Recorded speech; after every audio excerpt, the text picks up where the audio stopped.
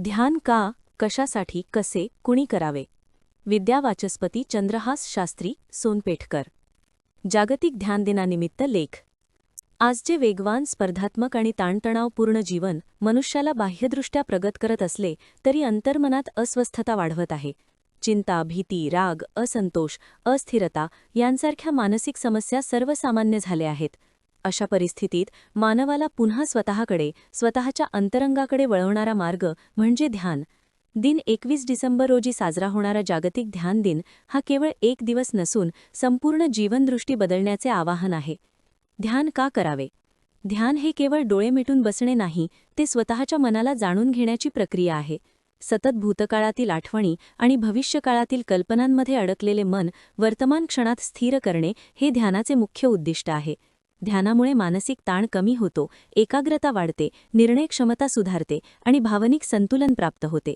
नियमित ध्यान करणाऱ्या व्यक्तीमध्ये आत्मविश्वास वाढतो, नकारात्मक विचारांची तीव्रता कमी होते आणि जीवनाकडे पाहण्याचा दृष्टिकोन अधिक सकारात्मक होतो. शारीरिक आरोग्यावरही ध्यानाचा परिणाम दिसून येतो. रक्तदाब नियंत्रणात राहतो, झोप सुधारते आणि रोगप्रतिकारक शक्ती बळकट होते. ध्यान कशासाठी करावे? ध्यानाचा अंतिम हेतू केवळ आरोग्य सुधारणा नसून आत्मजागृती आहे. मी कोण आहे? माझ्या प्रतिक्रिया का अशा होतात? खरे समाधान कशात आहे? अशा प्रश्नांची उत्तरे ध्यानातून मिळतात. विद्यार्थी अभ्यासात एकाग्रतेसाठी, शिक्षक शांत व समतोल अध्यापनासाठी, गृहिणी दैनंदिन तणावातून मुक्त होण्यासाठी, नोकरदार व्यावसायिक निर्णय क्षमतेसाठी, तर साधक आत्मोन्नतीसाठी ध्यान करतात. म्हणजेच ध्यान हे जीवनाच्या प्रत्येक टप्प्यावर उपयुक्त आहे. ध्यान आपल्याला बाह्य यशापेक्षा आंतरिक समाधानाकडे घेऊन जाते. ध्यान कसे करावे? ध्यानासाठी विशेष साधने किंवा कठीण प्रक्रिया आवश्यक नाही. शांत, स्वच्छ जागा निवडावी. पाठीचा कणा सरळ ठेवून सुखासनात किंवा खुर्चीवर बसावे. डोळे हलकीच मिटावेत. श्वास-प्रश्वासावर लक्ष केंद्रित करावे. श्वास आत जातो आहे, बाहेर येतो आहे, फक्त निरीक्षण करावे. विचार येतील, त्यांच्याशी झगडू नये, फक्त साक्षीभावाने पाहावे. सुरुवातीला 5-10 मिनिटे पुरेशी असतात. हळूहळू कालावधी वाढवता येतो. नियमितता हे ध्यानाचे खरे गुपित आहे.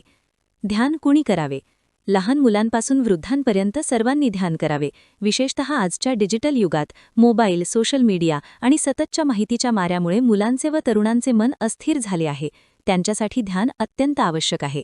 मानसिक आजार टाळण्यासाठी, भावनिक बुद्धिमत्ता वाढवण्यासाठी आणि सुसंस्कृत समाज घडवण्यासाठी ध्यान ही काळाची गरज बनली आहे.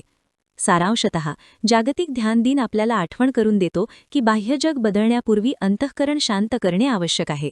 ध्यान ही पलायनाची प्रक्रिया नसून वास्तवाला सामोरे जाण्याची ताकद देणारी साधना आहे. रोज काही क्षण स्वतःसाठी देणे, मनाशी संवाद साधणे आणि अंतःशांती अनुभवणे यातूनच खरे सुख मिळते. म्हणून ध्यान हे ऐच्छिक नसून आजच्या काळात अनिवार्य जीवनशैली बनायला हवी.